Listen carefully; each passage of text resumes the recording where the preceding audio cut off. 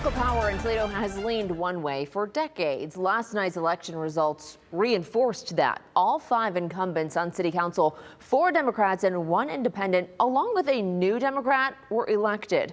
Democrat Mayor Wade Kapsakavage also won a 3rd term. So why does this trend continue? Steve Iwanek spoke with current council members and candidates coming into this week's election. Steve, what can you tell us tonight?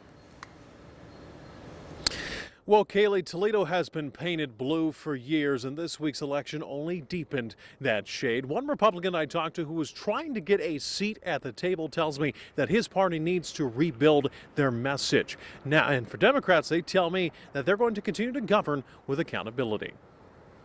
Comides? Yes. Martinez? Yes. McPherson? The role of mayor and city council member in Toledo remains overwhelmingly in the hands of one party after Tuesday's election.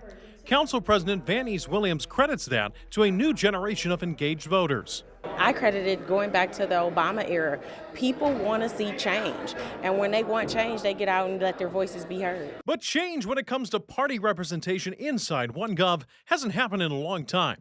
Toledo hasn't had a Republican mayor since 1983, Donna Owens, and GOP representation on council has faded. This year, former Republican Councilman Tom Winooski fell about 400 votes shy of returning to office. Our Board of Elections made sure the votes were counted safely, securely, and I'm happy with the outcome. But he says Republicans have themselves to blame. We only approach the voters the week or 3 before an election, and we can't do that.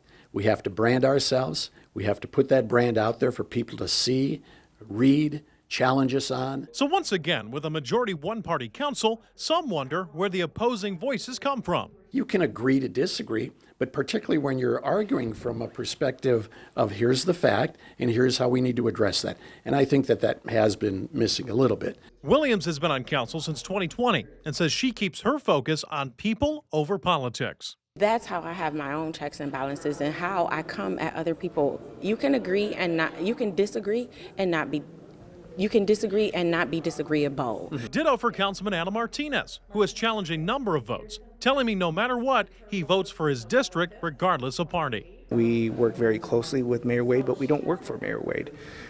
We are independently our own voted in elected officials.